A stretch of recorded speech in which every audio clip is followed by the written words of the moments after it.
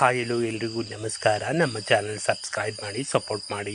ನೋಡ್ರಾಮಾನು ಫಿಕ್ ಒಂದು ರಿಯಾಲಿಟಿ ಅಂತ ಹೇಳ್ತಾ ಇವತ್ತಿನ ನ್ಯೂಸ್ ಯಾರ್ದಪ್ಪ ಅಂತ ಹೇಳಿದ್ರೆ ನಮ್ಮ ಡಿ ಬಾಸ್. ಈ ಒಂದು ಪ್ರಕರಣದಲ್ಲಿ ಟರ್ನಿಂಗ್ ಟ್ವಿಸ್ಟು ಏನೇನೋ ಇದೆ ಅಂತಲೇ ಹೇಳ್ಬೋದು. ಮೊನ್ನೆ ತಾನೇ ಬಾಸ್ ಮೂವಿ ರಿಲೀಸ್ ಆಗಿದೆ, ಅದನ್ನೆಲ್ಲ ನೋಡಿಕೊಂಡು ನಾವೆಲ್ಲ ಏನೋ ಒಂಥರ ಮೌನ ಆಚರಣೆಯಲ್ಲಿದ್ವಿ ಅಂತಲೇ ಹೇಳ್ಬೋದು. ಆದರೆ ಈಗ ಈ ಒಂದು ಪ್ರಕರಣದಲ್ಲಿ ಇನ್ವಾಲ್ವ್ ಆಗಿರ್ತಕ್ಕಂಥ ಪ್ರದೂಷನ್ ವ್ಯಕ್ತಿ ಏನು ಮಾಡ್ತಾನೆ ಅಂತ ಹೇಳಿದ್ರೆ, ನಾನು ಮಾಪಿ ಸಾಕ್ಷಿ ರೆಡಿ ಇದ್ದೀನಿ ಅಂತ ಹೇಳ್ತಾರೆ.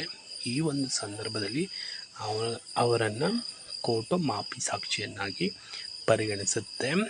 ಆ ಒಂದು ಸಂದರ್ಭದಲ್ಲಿ ಪ್ರದೂಷ್ ಅವರು ಎಲ್ಲ ಇನ್ಫಾರ್ಮೇಷನ್ಗಳನ್ನು ಕೂಡ ಹೇಳ್ತಾರೆ ಅಂತಲೇ ಹೇಳ್ಬೋದಾಗಿದೆ. ನಾನು ಆ ಒಂದು ಸಂದರ್ಭದಲ್ಲಿ ಆ ಕ್ರಿಯೆ ನಡೆಯೋ ಸಂದರ್ಭದಲ್ಲಿ ನಾನು ಕೂಡ ಅಲ್ಲೇ ಇದ್ದೆ, ಆದರೆ ನಾನು ಅವನ ಮೇಲೆ ರೇಣುಕಾಸ್ವಾಮಿ ಮೇಲೆ ಹಲ್ಲೆ ಮಾಡಿಲ್ಲ ಅಂತ ಹೇಳ್ತಾರೆ. ಆದರೆ ದರ್ಶನ್ ಅವರು ಹಲ್ಲೆ ಮಾಡಿದ್ದಾರೆ ಅಂತ ಹೇಳ್ಬಿಟ್ಟಿದ್ದಾರೆ.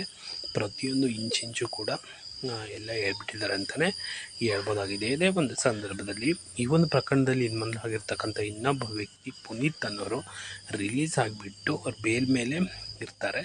ಈ ಒಂದು ಸಂದರ್ಭದಲ್ಲಿ ಇವರಿಗೆ ಕಿರಣ್ ಹಾಗೂ ಇನ್ನೊಬ್ಬ ವ್ಯಕ್ತಿ ಗೌರವ್ ಅಂದ್ಬಿಟ್ಟು ಇವರು ಉದ್ಯಮಿಯಾಗಿರ್ತಾರೆ. ಇವರು ಪುನೀತ್ ಅನ್ನೋರಿಗೆ ಬೆದರಿಕೆ ಕೂಡ ಹಾಕ್ತಾರೆ. ಇದನ್ನು ಹೇಳಬಾರ್ದು, ಇನ್ಫಾರ್ಮೇಷನನ್ನು ಅಲ್ಲಿ ಏನು ನಡೆದಿತ್ತೋ ಅದನ್ನ ಹೇಳಬಾರ್ದು ಅಂತ ಹೇಳ್ತಾರೆ. ಅದೇ ಸಂದರ್ಭದಲ್ಲಿ ಕೂಡ ಒಬ್ಬ ಪ್ರಭಾವಿ ಮಹಿಳೆ ಕೂಡ ಆ ಪುನೀತ್ ಅನ್ನೋರಿಗೆ ಇನ್ಫಾರ್ಮೇಷನ್ ಹೇಳಿರ್ತಾರೆ, ನೀವು ಇಲ್ಲಿ ನಡೆದಿರ್ತಕ್ಕಂಥ ವಿಚಾರವನ್ನು ತಿರುಚಿ ಹೇಳಬೇಕು ಅಂತ. ಆ ಮಹಿಳೆ ಯಾರು ಅಂತ ಗೊತ್ತಿಲ್ಲ. ಆದರೆ ಈಗ ಕಿರಣ್ ಮತ್ತು ಗೌರವ್ ಅನ್ನೋರು ಈ ಒಂದು ಪ್ರಕರಣದಲ್ಲಿ ಇನ್ವಾಲ್ವ್ ಆಗಿದ್ದಾರೆ ಅಂತ ಹೊಸ ಒಂದು ಟ್ವಿಸ್ಟ್ ಸಿಕ್ಕಿದೆ ಅಂತಲೇ ಹೇಳ್ಬೋದಾಗಿದೆ.